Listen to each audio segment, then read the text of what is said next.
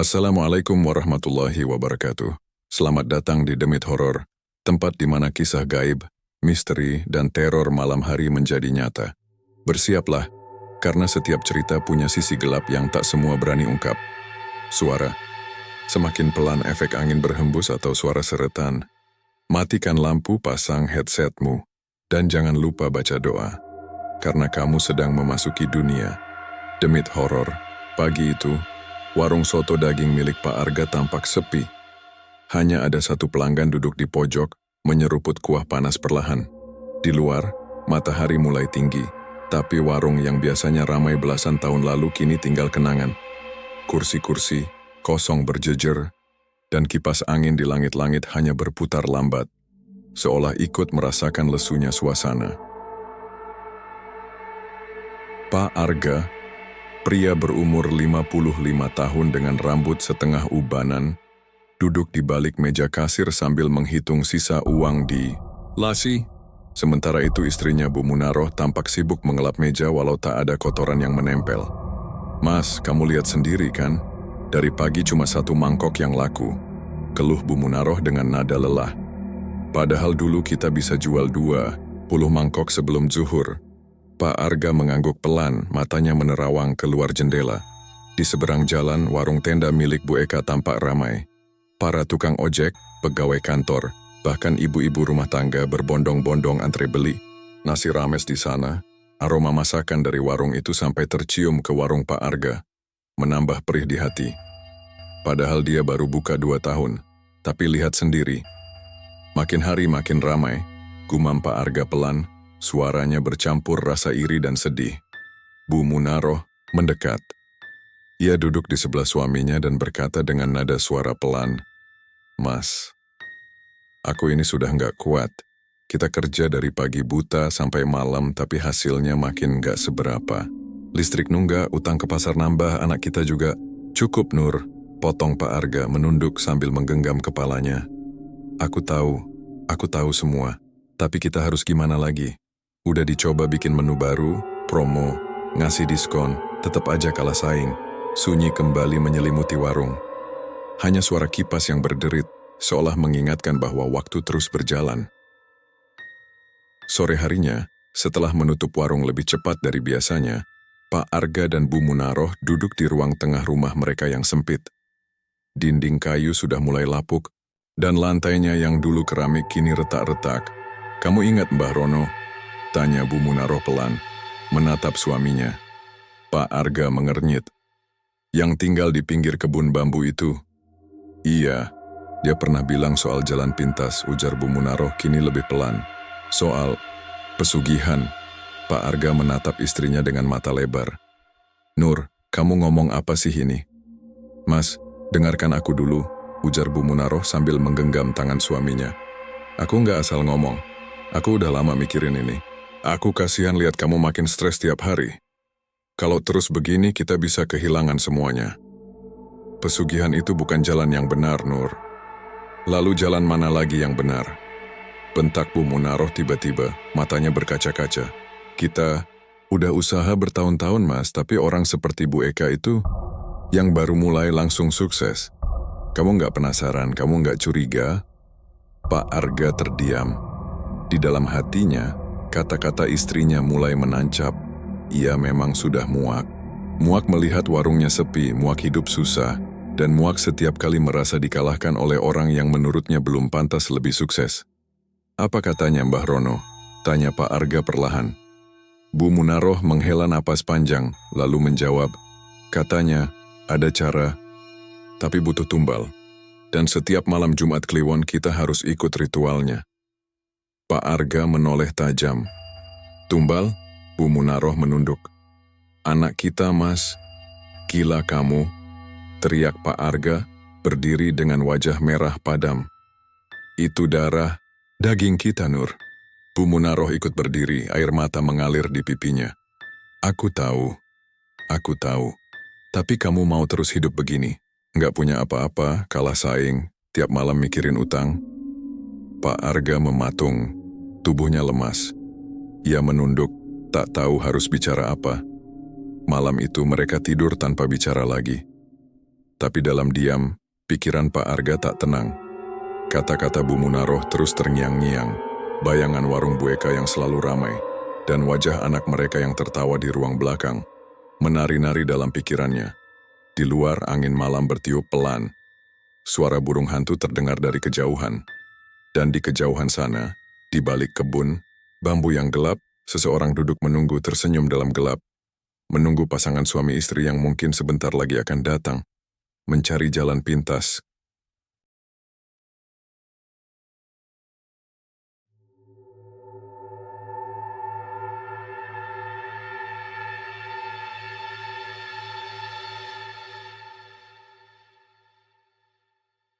Malam itu Pak Arga tak bisa tidur.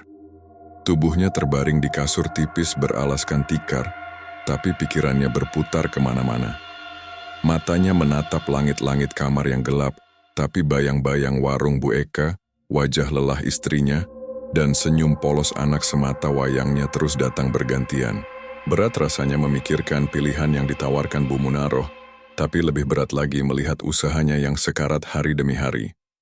Di ruang sebelah, Bu Munaroh pun belum tidur. Ia duduk di depan altar kecil yang biasa mereka gunakan untuk berdoa. Tangannya menggenggam tasbih, namun bukan untuk berzikir seperti biasanya. Ia sedang menunggu keputusan dari suaminya. Ia tahu jika malam ini Pak Arga setuju maka tak akan ada jalan kembali. Sekitar pukul 11 malam Pak Arga bangkit dari tempat tidur.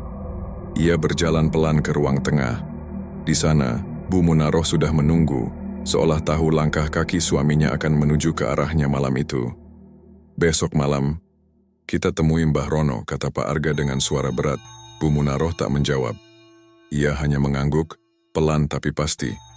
Air matanya mengalir, entah karena lega atau karena takut pada apa yang akan datang. Keesokan malamnya, udara terasa lebih dingin dari biasanya. Langit mendung, dan kabut tipis mulai turun menyelimuti jalan setapak menuju kebun bambu di pinggir desa. Pak Arga dan Bu Munaroh berjalan berdua tanpa suara. Mereka menyelinap keluar rumah setelah anak mereka tidur pulas. Di tangan Pak Arga ada bungkusan berisi dupa, kemenyan, dan ayam hitam hidup. Semua permintaan dari Mbah Rono kebun bambu itu sudah lama dikenal angker. Warga jarang berani ke sana, apalagi malam hari. Tapi malam ini, sepasang suami istri itu melangkah masuk tanpa ragu. Di antara batang bambu yang menjulang dan berayun pelan ditiup angin malam, terdengar suara seperti bisikan, pelan, lirih, tapi mengganggu telinga. Tak lama, mereka melihat sosok tua duduk bersila di atas tikar pandan.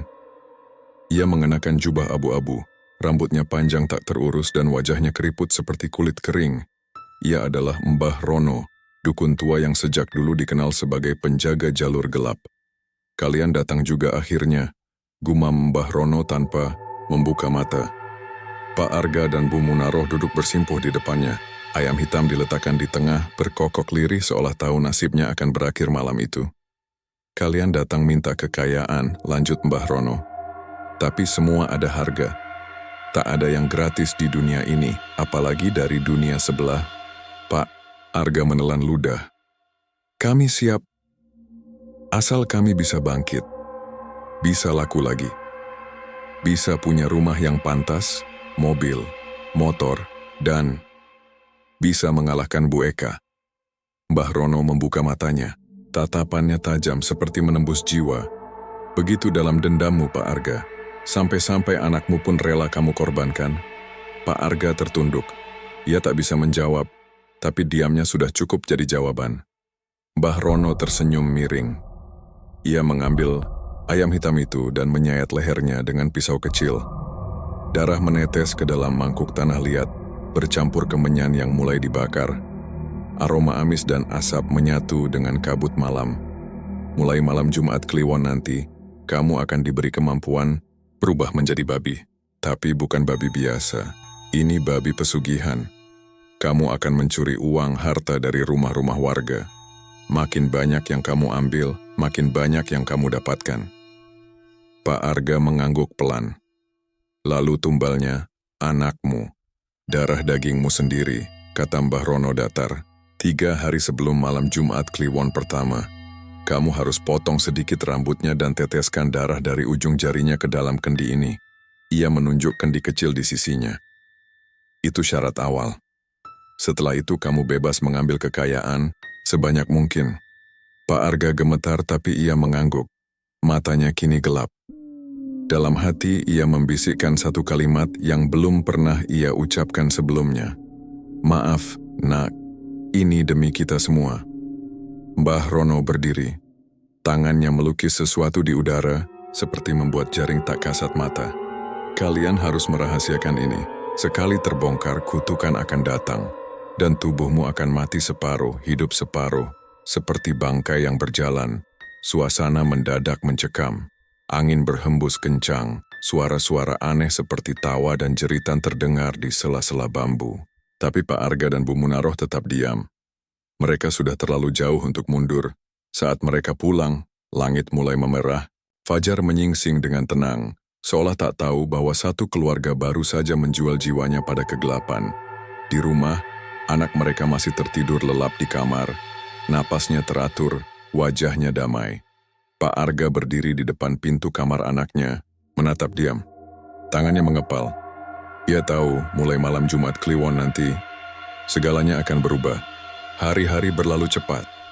Warung Pak Arga masih sepi, tapi kali ini mereka tak lagi panik seperti sebelumnya.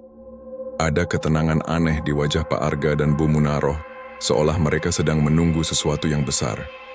Mereka tak lagi khawatir soal dagangan yang tak laku atau pelanggan yang tak datang. Mereka hanya fokus pada satu hal, malam Jumat Kliwon. 3 hari sebelum malam itu tiba, Pak Arga menjalankan syarat pertama pesugihan, menumbalkan anaknya. Anak laki-laki satu-satunya, Doni, masih duduk di bangku SMP, polos dan penuh tawa. Malam, itu saat Doni tertidur lelap, Pak Arga masuk ke kamarnya sambil membawa kendi kecil berisi minyak dan bunga kering. Ia duduk di tepi ranjang. Tangan tuanya yang biasanya tegas kini gemetar. Maaf, nak, gumamnya pelan.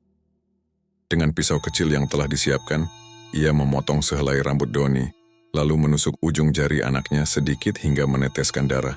Setetes, 2 tetes. Darah itu diteteskan ke dalam kendi. Doni menggeliat sedikit, tapi tak terbangun. Misi selesai. Pak Arga keluar kamar dengan dada sesak, tapi wajahnya tetap tenang saat menyerahkan kendi itu ke Bu Munaroh. Keduanya tahu, mereka baru saja melangkah lebih jauh dari batas manusia biasa.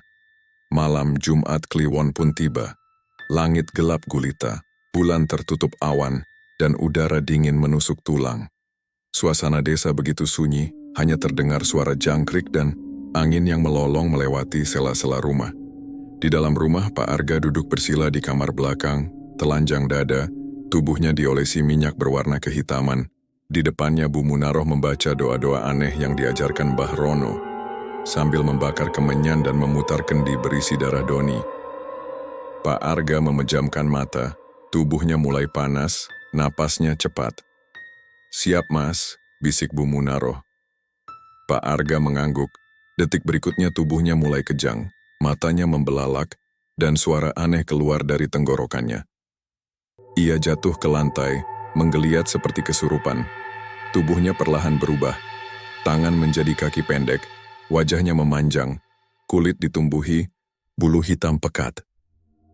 Beberapa menit kemudian di tengah ruangan itu berdiri seekor babi besar berwarna hitam pekat, matanya merah menyala. Bu Munaroh menutupi mulutnya, terkejut sekaligus ngeri melihat suaminya telah menjadi makhluk pesugihan. Cepat mas, ambil uang sebanyak-banyaknya. Tapi jangan sampai ketahuan siapapun, bisiknya sambil membuka pintu belakang. Babi itu berlari keluar rumah, melompat ke pagar dan menyusup ke rumah-rumah warga yang tertidur lelap. Ajaibnya, tubuhnya bisa menembus pintu dan dinding seperti angin. Begitu ia masuk, lemari, dompet, bahkan celengan anak-anak tiba-tiba kosong. Semua uang berpindah entah bagaimana caranya ke dalam karung di rumah Pak Arga yang telah disiapkan oleh Bu Munaroh. Malam itu, 7 rumah menjadi korbannya, termasuk rumah saudaranya sendiri. Keesokan paginya, warga desa mulai resah.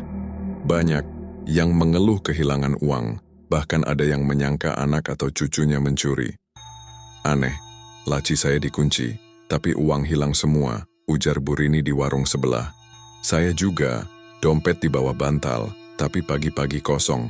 Keluh Pak Herman berat, namun di sisi lain desa, warung soto Pak Arga tiba-tiba penuh sesak, pelanggan berdatangan. Sebagian karena penasaran, sebagian karena merasa dagangannya kini lebih enak.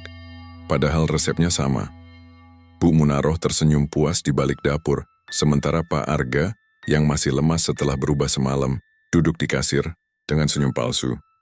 Di halaman rumah mereka sudah terparkir satu motor baru hasil uang pesugihan, dan tak lama lagi, kata Bu Munaroh, mereka akan mulai merenovasi rumah menjadi 2 lantai.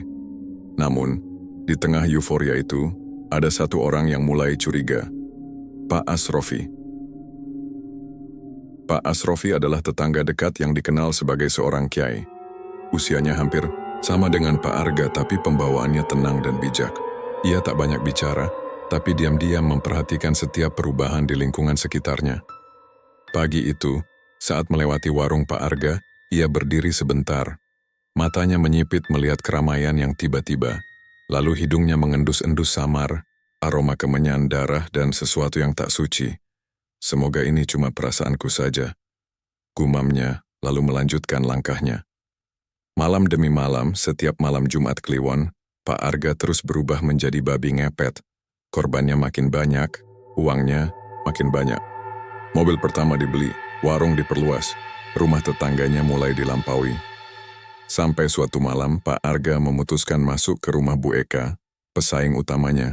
Ia menyusup ke dalam rumah sederhana itu, mencuri uang di lemari dan mengambil perhiasan kecil di meja rias. Namun saat hendak keluar, Bu Eka terbangun. Ia tak melihat apa-apa, hanya merasakan hawa dingin dan suara aneh di luar jendela. Ia membuka tirai dan terkejut melihat bayangan hitam besar berlari menembus pagar. Wajah Bu Eka pucat. Ia tak tahu itu apa, tapi ia yakin itu bukan binatang biasa. Keesokan harinya ia cerita ke tetangganya. Dan nama Pak Arga mulai dibisikkan secara sembunyi-sembunyi. Aroma busuk mulai menyelimuti kekayaan Pak Arga. Warga mulai mencurigai asal-usul hartanya. Suara-suara sumbang mulai terdengar, namun Pak Arga tak peduli. Ia merasa kebal, ia merasa kuat, ia tak sadar, langkah kakinya sedang menuju akhir yang sangat kelam. Seminggu berlalu sejak kejadian aneh di rumah Bu Eka. Ia tak bisa tidur dengan tenang sejak malam itu. Setiap malam, ia selalu terbangun, merasa seperti diawasi. Dan setiap pagi, ia makin resah melihat isi tabungan dan dagangannya yang menurun drastis. Padahal sebelumnya, dagangannya selalu habis diborong pembeli. Warga lain pun mulai merasakan hal serupa. Kayak ada yang nyedot rezeki kita ya, kata Bu Salamah pada suatu pagi di warung kopi. Iya, saya juga aneh. Biasanya banyak pelanggan, ini 2 hari ini sepi terus. Padahal warung saya selalu laris, saut Pak Budi. Yang lebih aneh lagi, mereka justru melihat warung soto Pak Arga makin ramai. Bahkan siang hari pun warung itu dipenuhi pembeli dari luar kampung. Dari mana ya Pak Arga bisa punya motor baru, mobil, bahkan rumahnya sekarang udah direnovasi jadi 2 lantai? Padahal dulu warungnya kayak mau bangkrut, tanya Bu Eka pada suaminya malam itu. Suaminya hanya menggeleng. Nggak tahu juga, tapi memang aneh sih. Dulu kita semua sama-sama susah, sekarang dia kaya mendadak. Sementara itu di rumah Pak Arga kehidupan berjalan dengan mewah. Doni sang anak mulai heran kenapa ayah dan ibunya sekarang berubah. Mereka jadi jarang mengobrol, sering bisik-bisik, dan selalu menyuruh Doni tidur lebih awal. Namun malam Jumat, Kliwon itu Doni tak bisa tidur. Ia diam-diam mengintip dari jendela kamar belakang. Dari celah itu, ia melihat ayahnya duduk bersila di ruang tengah, tubuhnya diolesi minyak, dan ibunya menaburkan bunga, serta membaca mantra. Doni tak mengerti apa yang mereka lakukan, tapi ia merasa ada yang sangat salah.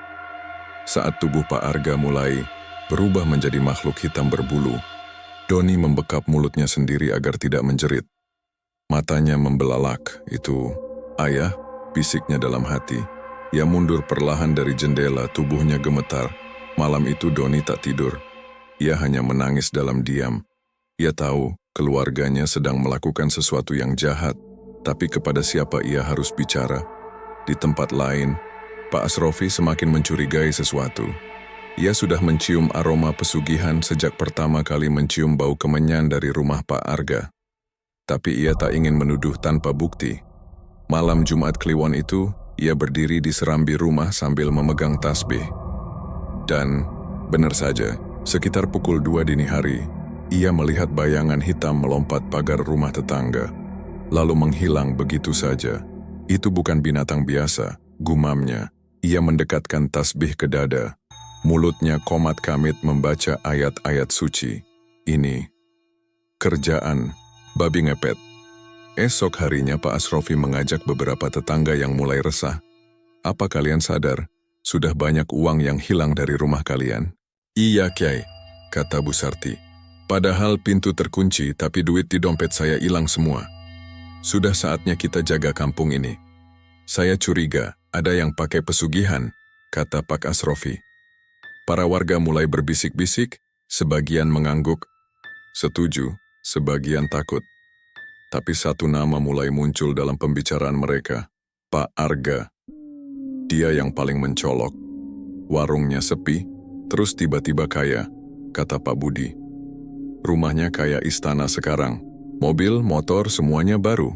Tambah Pak Husni. Malam itu, warga sepakat.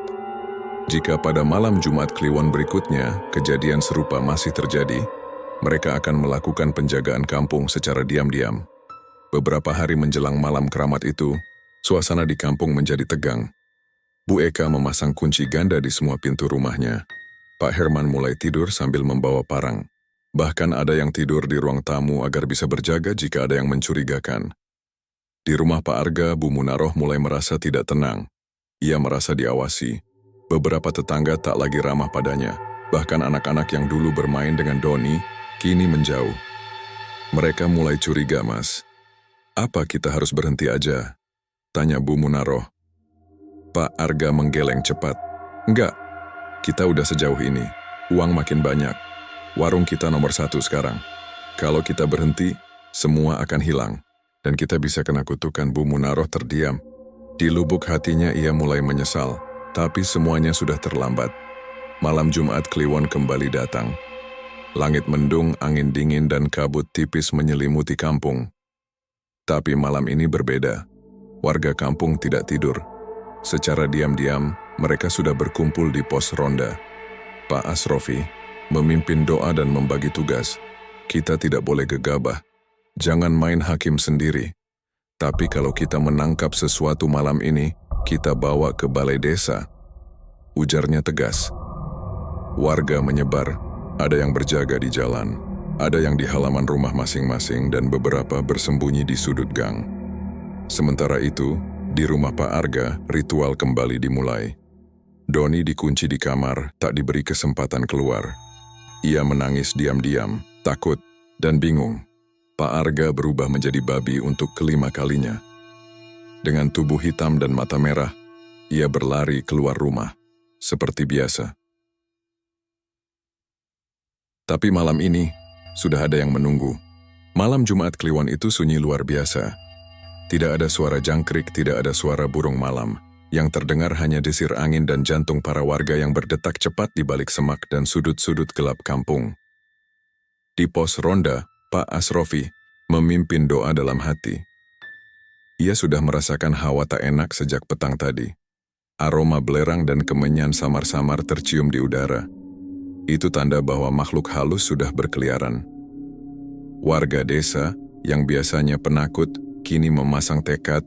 Mereka sudah lelah kehilangan uang dan dagangan. Mereka ingin kebenaran terungkap malam ini. Sementara itu, di rumah Pak Arga, ritual telah usai.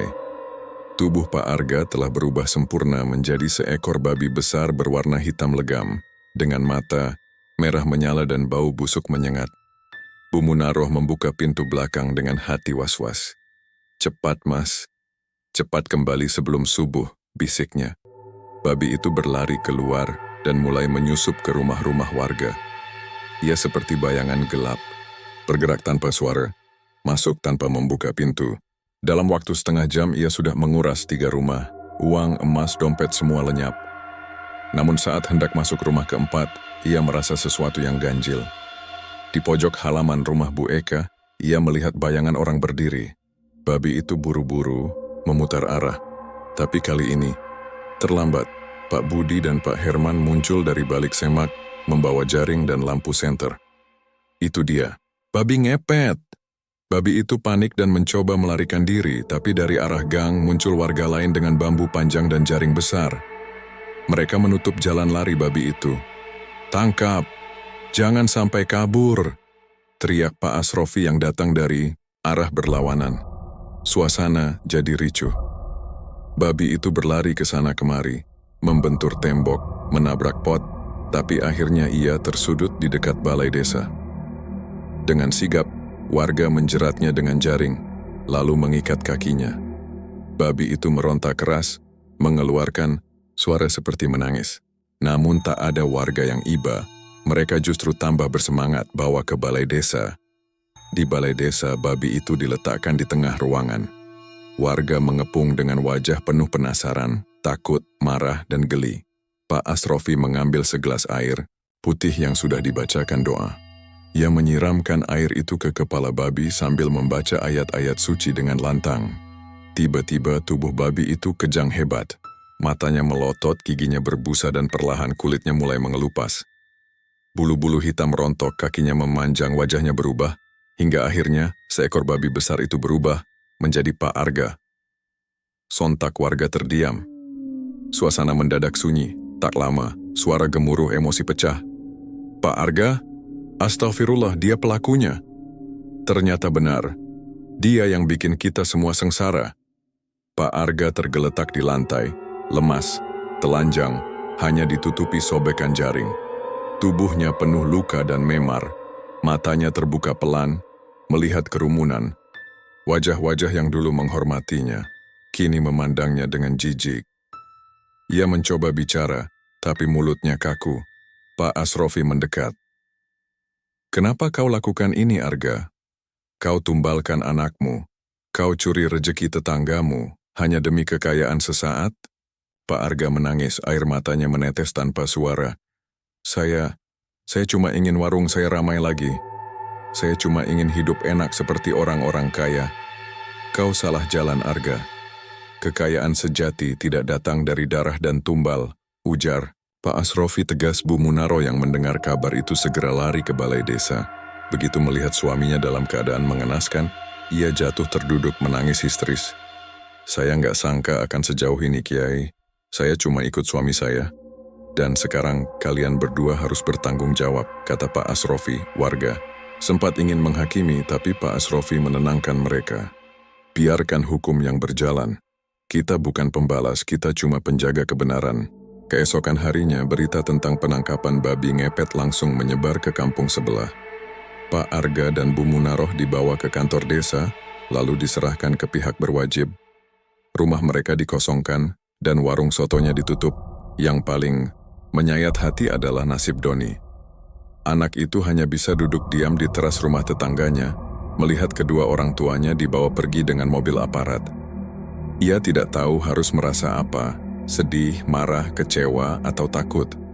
Namun satu yang pasti, hidupnya takkan pernah sama lagi. Kampung itu kini kembali tenang. Warga masih membicarakan kejadian itu, tapi pelan-pelan mereka kembali bekerja, berdagang, dan saling menjaga. Pak Asrofi membersihkan balai desa setiap Jumat agar tak ada lagi jejak kegelapan yang tertinggal. Dan dari kejadian ini, semua orang belajar satu hal. Jalan pintas memang menggiurkan, tapi selalu membawa bayaran yang sangat mahal. Sejak malam penangkapan itu, suasana kampung tidak lagi sama. Walaupun semua kembali seperti biasa, warung-warung buka, warga bercengkerama di pos ronda, anak-anak bermain di sore hari, tapi di balik semua itu, ada luka yang masih terasa, terutama bagi Doni. Setiap pagi Doni duduk di depan rumah kosongnya, menatap pintu yang tak pernah lagi terbuka. Rumah besar yang dulu dibanggakan ayah dan ibunya, kini seperti bangunan mati. Rumput liar tumbuh di halaman, cat dinding mulai pudar, dan jendela-jendela tertutup rapat seolah tak mau tahu dunia luar. Tak ada lagi aroma soto daging yang harum di pagi hari. Tak ada lagi suara tawa Bu Munaroh memanggil pelanggan. Tak ada lagi Pak Arga yang menyapa tetangga sambil tertawa lebar. Yang tersisa hanya sepi dan penyesalan. Doni kini tinggal di rumah Bu Salamah, tetangga yang paling iba padanya. Meski dirawat dan diberi makan, Doni tak banyak bicara. Ia lebih banyak diam, matanya kosong, pikirannya jauh entah kemana. Setiap kali orang menyebut nama, ayah atau ibunya, Doni menunduk. "Doni, makan dulu nak," bujuk Bu Salamah suatu pagi. Doni hanya mengangguk pelan, mengambil sendok dan menyuap makanan tanpa semangat. Ia merasa hidupnya sudah hancur. Teman-teman sekolahnya menjauh, sebagian bahkan mencemoohnya. Itu anak babi ngepet. Jangan deket-deket, nanti dicuri duitnya." Kalimat itu menyakitkan, tapi Doni hanya diam.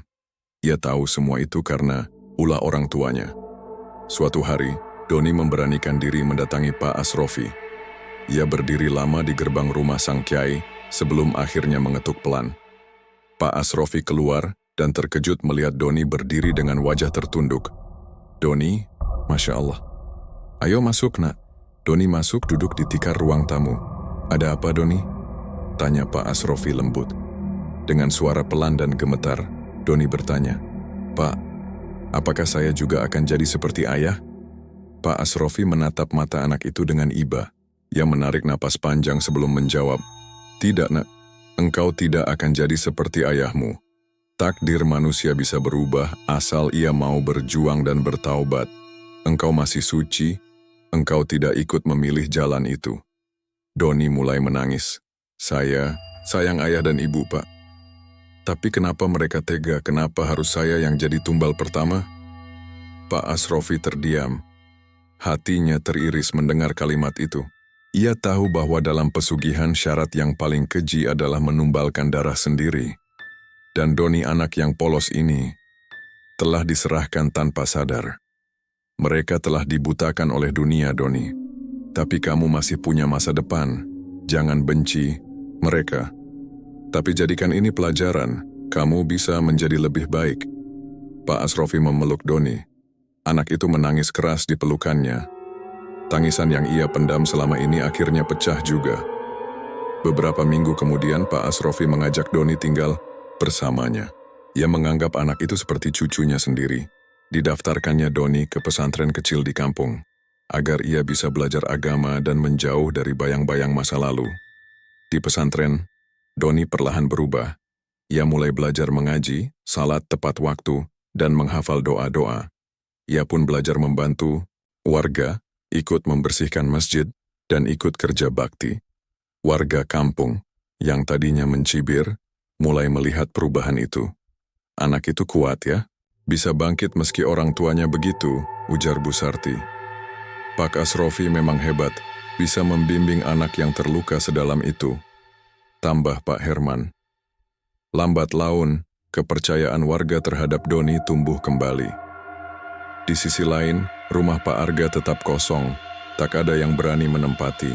Warga percaya, rumah itu telah dikutuk.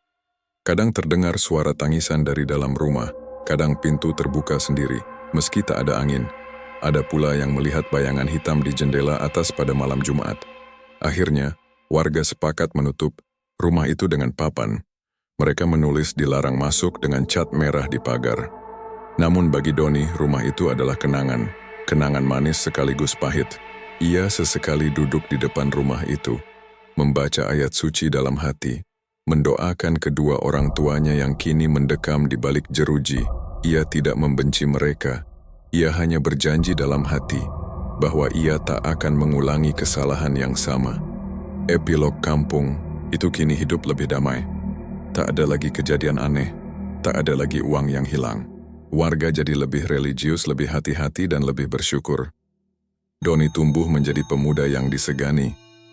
Ia sering diminta memimpin doa, memberi ceramah kecil, dan menjadi panutan bagi anak-anak muda. Dan meski masa lalunya kelam, Doni belajar untuk tidak membiarkan luka menjadi warisan.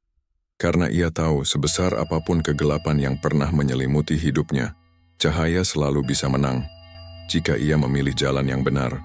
Meski sudah bertahun-tahun berlalu sejak kejadian pesugihan yang mengguncang kampung itu, rumah Pak Arga masih tetap berdiri, sepi, kotor, dan menyeramkan. Papan kayu besar bertuliskan, dilarang masuk, yang dipasang warga sudah mulai lapuk dimakan. Waktu. Rumput liar tumbuh sampai sepinggang dan bagian atap mulai runtuh sebagian. Tidak ada yang berani menyentuhnya.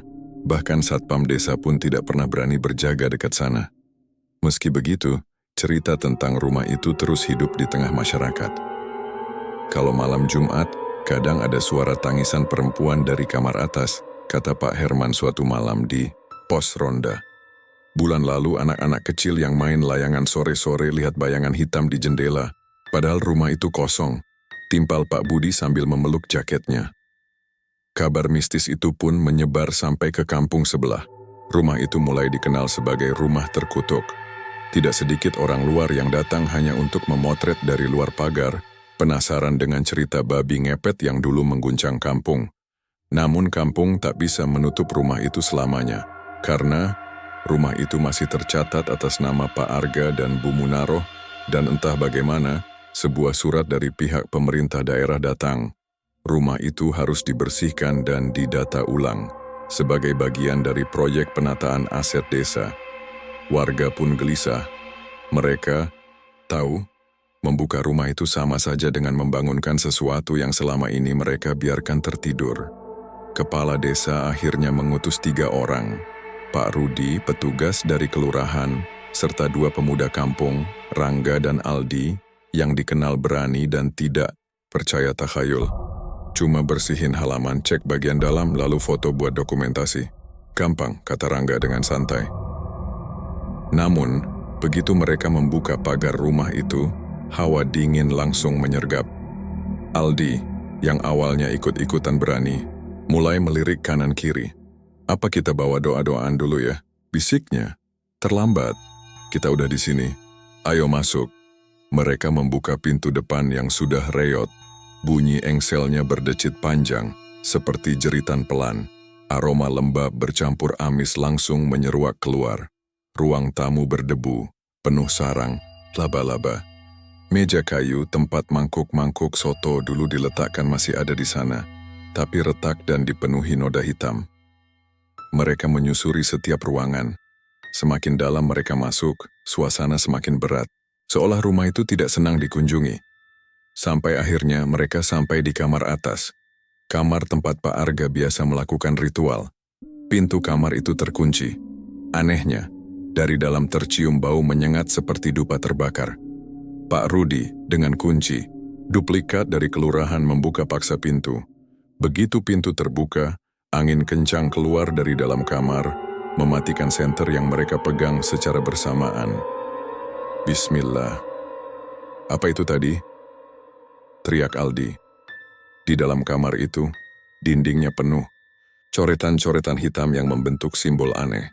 Di sudut kamar, masih ada mangkuk berisi darah kering dan tikar kecil berwarna merah yang dipercaya sebagai tempat tumbal ditaruh.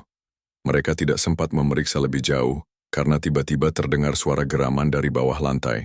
Suara itu perlahan berubah menjadi tangisan, suara tangis anak kecil. Cukup, kita keluar sekarang, bentak Pak Rudi. Ketiganya berlari keluar rumah.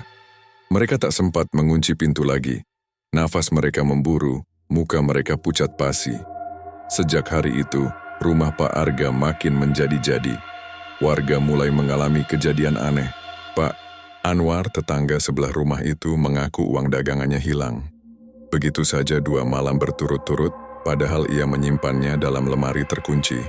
Ibu Yanti melihat sesosok bayangan babi besar berjalan pelan di pekarangan rumahnya waktu malam Jumat. Ketika ia teriak, bayangan itu melompat ke atap dan lenyap.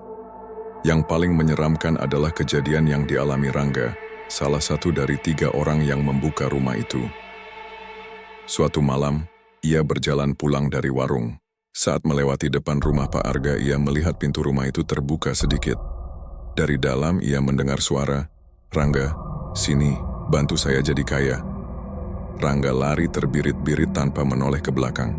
Akhirnya warga kembali berkumpul di masjid. Mereka meminta Pak Asrofi turun tangan lagi. Sudah cukup kita membiarkan rumah itu. Sekarang saatnya kita bersihkan benar-benar, ujar salah satu warga. Pak Asrofi mengangguk. Baik, tapi kalian harus kuat. Karena yang tidur di sana bukan hanya kenangan, Malam Jumat itu setelah Isya, warga berkumpul di halaman rumah Pak Arga. Mereka membawa air doa, garam, ayat-ayat suci, dan hati yang penuh iman. Pak Asrofi memimpin doa pembersihan, memercikkan air ke setiap sudut rumah. Dalam proses itu, lampu-lampu warga mati mendadak, angin kencang berhembus dan dari kamar atas terdengar jeritan melengking. Suara perempuan menangis. Beberapa warga pingsan, beberapa menangis tanpa sadar. Tapi Pak Asrofi terus membaca ayat-ayat suci, hingga akhirnya suasana kembali hening. Semua terasa lega. Pagi harinya, rumah itu mulai terasa berbeda. Tidak ada lagi hawa dingin, tidak ada suara-suara aneh. Warga akhirnya sepakat, rumah itu tidak dijual, tidak ditempati, dan diubah menjadi musala kecil, sebuah tempat ibadah, agar kegelapan yang dulu pernah menghuni di sana tergantikan dengan cahaya. Doni, yang kini sudah menjadi pemuda yang dikenal sebagai guru ngaji, datang di hari peresmian musala itu. Ia berdiri diam, memandang bangunan itu dengan mata berkaca. "Semoga ini menebus dosa keluarga saya, Pak Kiai," ucapnya lirih. Pak Asrofi menepuk bahunya. "Yang terpenting, kamu sudah memutus rantai kegelapan itu, Doni. Dan itu lebih dari cukup.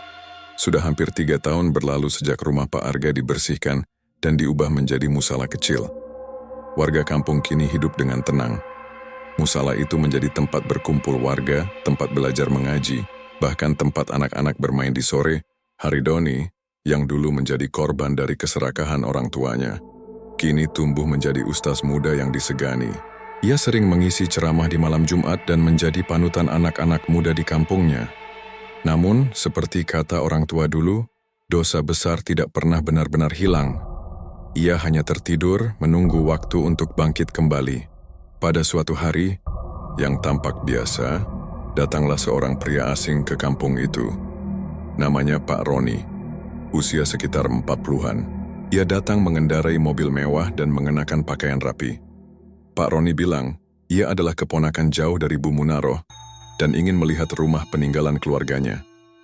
Karena ia membawa surat tanah dan bukti hubungan keluarga, kepala desa pun tak bisa mencegah. "Rumah itu sudah kami jadikan musala," kata Pak Lurah. "Tidak masalah," jawab Pak Roni. "Saya justru senang rumah itu dimanfaatkan. Tapi bolehkah saya tinggal beberapa malam di rumah kosong dekat situ? Rumah almarhum Pak Herman katanya bisa dipakai." Kepala desa mengangguk. Tidak ada yang curiga, tapi Doni merasa ada yang ganjil. Waktu pertama kali melihat Pak Roni, bulu kuduknya langsung berdiri. Tatapan mata pria itu terlalu tajam, senyumnya seperti menyimpan niat tersembunyi. Beberapa malam setelah Pak Roni tinggal di kampung, hal-hal aneh mulai terjadi lagi. Pak Sumarno, pedagang ayam, mengeluh uang dagangannya raib 2 hari berturut-turut. Meskipun disimpan di lemari yang terkunci rapat, Ibu Sri kehilangan perhiasan emas yang ia simpan di bawah kasur. Bahkan kotak infak di musala, yang sebelumnya selalu aman, tiba-tiba kosong saat subuh. Warga mulai resah.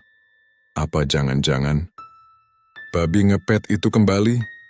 Bisik Pak Jono saat ronda malam. Tak butuh waktu lama sampai nama Pak Roni disebut-sebut. Terlebih lagi, ada warga yang melihat bayangan babi besar mondar-mandir di dekat rumah kosong yang ditinggali Pak Roni. Tapi, semua belum bisa dibuktikan. Suatu malam Jumat, Doni memutuskan mengikuti firasatnya. Ia meminta izin pada Pak Asrofi untuk melakukan pengintaian malam hari, diam-diam, bersama 3 pemuda lainnya, Andi, Farhan, dan Wahyu. Mereka bersembunyi tidak jauh dari rumah Pak Roni, tepat malam Jumat Kliwon. Malam itu terasa berbeda, angin dingin menyapu dedaunan, dan bulan tertutup awan. Sekitar pukul 1 dini hari, mereka melihat Pak Roni keluar dari rumahnya, mengenakan jubah hitam dan membawa sebuah kantong kain merah. Ia berjalan cepat menuju belakang musala, tepat ke tempat dulu Pak Arga melakukan ritual. Mereka mengikuti diam-diam, menahan napas. Pak Roni mulai menggambar lingkaran di tanah, menyalakan dupa, dan membaca mantra dalam bahasa yang tak dimengerti. Udara di sekitar menjadi berat dan bau anyir mulai tercium. Dari kantong merah itu ia mengeluarkan darah ayam hitam dan mulai menuangkannya ke dalam lingkaran. Tak lama kemudian, tubuh Pak Roni mulai menggeliat aneh. Tulang-tulangnya berderak, kakinya mengecil, tangannya berubah bentuk, kulitnya dipenuhi bulu hitam. Doni dan teman-temannya hanya bisa terpaku ngeri saat melihat Pak Roni berubah menjadi babi besar hitam. Lebih menyeramkan dari yang pernah dilihat warga sebelumnya. Tanpa suara, babi itu berlari ke arah pemukiman. Namun malam itu, Doni dan teman-temannya sudah menyiapkan jebakan. Mereka menghubungi Pak Asrofi sebelumnya dan meminta warga bersiap di titik-titik tertentu. Begitu babi itu melintasi jalan utama, jaring besar diturunkan dari atas pohon, menjerat tubuhnya. Babi itu menggeliat, mengamuk, menggigit jaring, tapi warga dengan cepat menutup semua arah. Pak Asrofi datang dengan membawa air doa dan ayat-ayat suci. Bismillahirrahmanirrahim.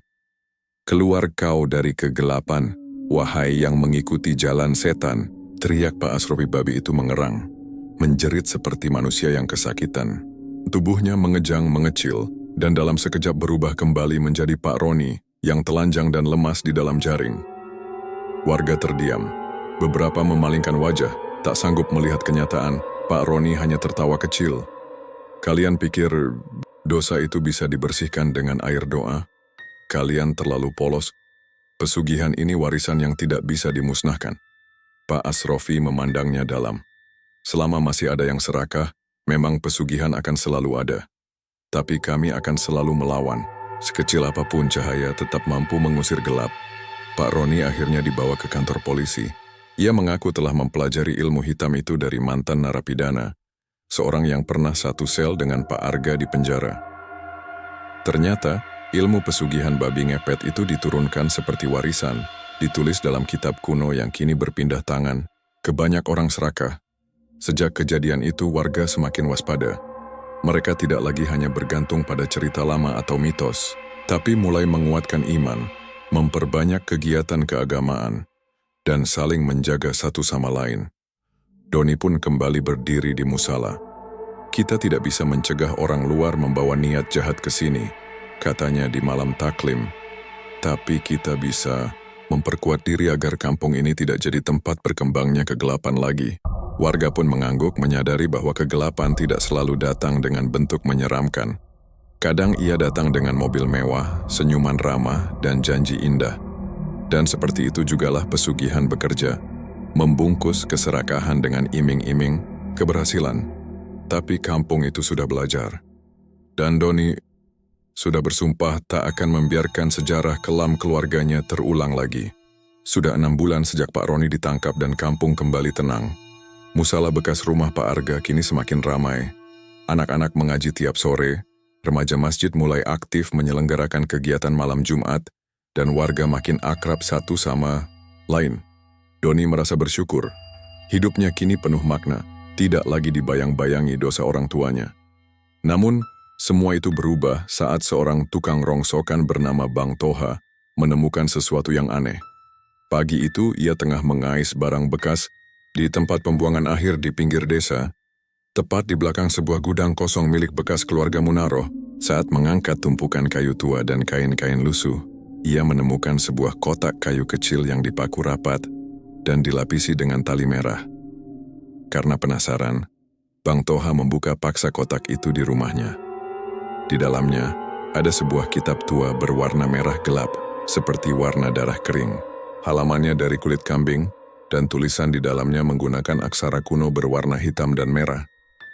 Awalnya Bang Toha mengira itu kitab sihir kuno, dan ia ingin menjualnya ke kolektor antik. Tapi sejak membawa pulang kitab itu, hal-hal aneh mulai terjadi. Malam pertama istrinya bermimpi melihat babi raksasa berdiri di ujung tempat tidur, mengeluarkan suara seperti orang merintih. Malam kedua Bang Toha mendengar suara bisikan saat ia tertidur di ruang tamu. Baca aku, dan semua akan jadi milikmu. Dan malam ketiga ia menemukan setumpuk uang pecahan 100 ribuan di bawah ranjangnya. Padahal ia tidak merasa menyimpannya. Ketika ia membuka kembali kitab itu dan mencoba membaca satu halaman, tiba-tiba lampu rumahnya padam sendiri, dan ada suara berdesis dari atap. Istrinya ketakutan dan memohon agar kitab itu dibuang. Tapi Bang Toha sudah termakan rasa penasaran dan keserakahan. Ia mulai membaca mantra demi mantra dalam kitab itu, dan dalam waktu 2 minggu hidupnya berubah drastis. Warung sotonya yang tadinya sepi mendadak ramai pembeli. Ia bisa membeli motor baru, bahkan memesan emas untuk istrinya. Warga mulai bertanya-tanya, kok bisa ya warung yang dulu sepi, sekarang laris manis, tapi Bang Toha hanya tersenyum. Rezeki orang beda-beda. Yang mereka tidak tahu, setiap Jumat Kliwon malam, Bang Toha mulai melakukan ritual. Ia meneteskan darah ayam hitam ke atas kitab, membaca mantra, lalu berubah menjadi babi dan menyusup ke rumah-rumah warga. Ia mengambil uang, emas, dan barang berharga dengan mulus. Bahkan rumah Pak Lurah pun tak luput dari sasarannya. Namun kelicikan selalu ada batasnya. Suatu malam, seorang anak kecil bernama Ilham terbangun karena mendengar suara geraman di halaman rumahnya. Ia mengintip dari jendela dan melihat seekor babi besar sedang berdiri di depan pintu, mengendus-endus seperti mencari celah masuk. Ilham menjerit keras, dan warga pun berdatangan. Babi itu langsung kabur, tapi mencuri sebuah kalung emas dari meja ruang tamu sebelum melompat ke pagar dan menghilang di kegelapan. Warga yang mulai curiga mengadu lagi pada Pak Asrofi dan Doni. Pak Kiai, ini kejadian lama mulai terulang lagi, kata Pak Budi. Apa, jangan-jangan pesugihan itu belum benar-benar berakhir? Doni yang mendengar cerita tentang kitab merah dari seorang pengumpul rongsok lain, langsung mencurigai Bang Toha. Ia tahu betul bahwa kitab pesugihan tidak hanya satu. Ilmu hitam seperti itu sering ditulis dan disalin oleh pelaku lama, lalu diwariskan diam-diam. Doni bersama beberapa warga mulai mengintai rumah Bang Toha. Pada malam Jumat Kliwon berikutnya, mereka memergokinya tengah melakukan ritual di belakang rumah, di bawah pohon pisang tua. Saat Doni datang membawa air doa dan mengucapkan takbir, tubuh Bang Toha, yang baru separuh berubah, bergejolak. Kakinya sudah seperti babi, tapi wajahnya masih manusia. Ia meronta dan mencoba lari, tapi warga sudah mengepung. Kenapa kau lakukan ini, Bang?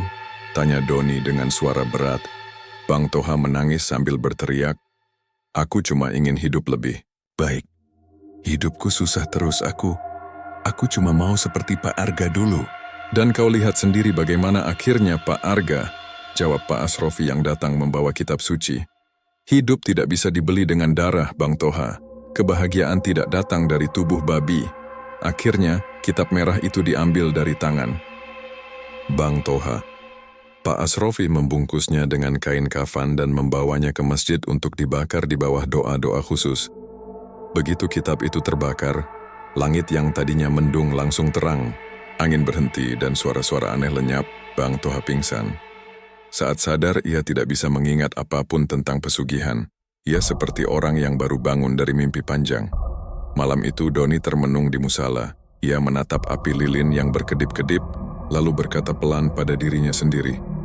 Selama ada orang yang tak tahan dengan cobaan hidup, selama itu juga pintu pesugihan akan terus dicari. Tapi selagi masih ada orang yang menjaga cahaya, kegelapan tidak akan pernah menang.